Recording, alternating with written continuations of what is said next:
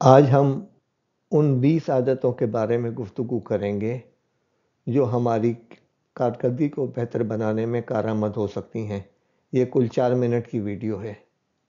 فیصلے کرنے میں تاخیر نہ کیجیے۔ چھوٹے چھوٹے معاملات پر جلد فیصلے ہو جائیں تو اس سے وقت بچایا جا سکتا ہے۔ اپنی ذاتی خوبیوں اور خامیوں کا باقاعدگی سے جائزہ لیتے رہیں اور اپنی اصلاح کرنے کی کوشش کرتے رہیں۔ اپنی غلطیوں کا اعتراف کرنا سیکھیے۔ اپنی تحریر کو بہتر بنائیے اور جب غلطیوں کا اعتراف کریں اور ٹیکسٹ میسج کریں تو اپنی تحریر کو مؤثر طریقے سے معافی مانگنے کے لیے استعمال کریں۔ اپنے کاموں کو اور اپنے معمولات کو اپنے لیے رکاوٹ مت بنائیے۔ جو چیزیں اور معاملات عموماً تنگ کرتے رہتے ہیں ان کا مستقل حل نکالنے کی کوشش کیجیے۔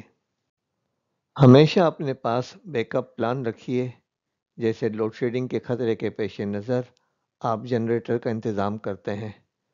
مشکل اور اہم کاموں کو پہلے کرنے کی عادت ڈالیں تاکہ بقیہ کام آسانی کے ساتھ ہو سکیں۔ غیر ضروری اور غیر اہم کاموں کو کرنے سے گریز کریں۔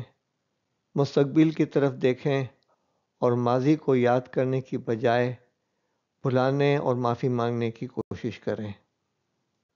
کوشش کریں کہ اپنے غیر اہم کاموں کو کرنے کے لیے کسی کو ملازم رکھ لیں تاکہ آپ اپنے اہم اور ضروری کام کر سکیں۔ اسے مینجمنٹ کی اصطلاح میں ڈیلیگیشن کہتے ہیں۔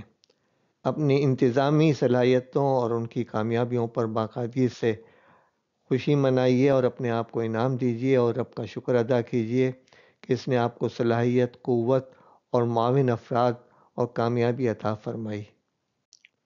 جو بھی کام آپ کے سپرد کیا جائے اسے پہلے ہی مرحلے میں احسن طریقے سے اور خوبی کے ساتھ کرنے کی کوشش کریں۔ جو بھی مطالعہ کریں تحقیق، غور و فکر اور مشورے کے بعد کریں۔ مطالعے کے نوٹس ضرور بنائیں اور انہیں مناسب جگہ پر اور مناسب طریقے سے رکھیں تاکہ وقت ضرورت آپ ان سے فائدہ اٹھا سکیں۔ رات کو جلد سونے اور صبح جلدی اٹھنے کی عادت ڈالیں۔ آرام کے اوقات مقرر کر کے انہیں نماز کے اوقات سے ہم آہنگ کرنے کی کوشش کریں اور الارم کا بھرپور استعمال کریں۔ اپنی استعداد کار بڑھانے کی کوشش کریں، یعنی اپنی پرفارمنس اور پروڈکٹیوٹی کو بڑھانے کی کوشش کریں۔ وقت کے جو چھوٹے چھوٹے ٹکڑے ہمیں میسر ہوتے ہیں ان کو اس انداز سے منظم کریں کہ وہ آپ کے لیے وہ کام کرنے کے بڑے بلاک بن جائیں اور ان میں بہتر طریقے سے آپ کام کر سکیں۔ کسی کام کو شروع کرنے سے پہلے اس کا تمام ضروری سامان ایک جگہ جمع کر لیں۔ کسی کام کو کرنے کے لیے گھر سے باہر نکلنے سے پہلے یا چکر لگانے سے پہلے یہ غور کر لیں کہ کیا یہ کام کسی اور طریقے یا انداز سے ہو سکتا ہے یا نہیں۔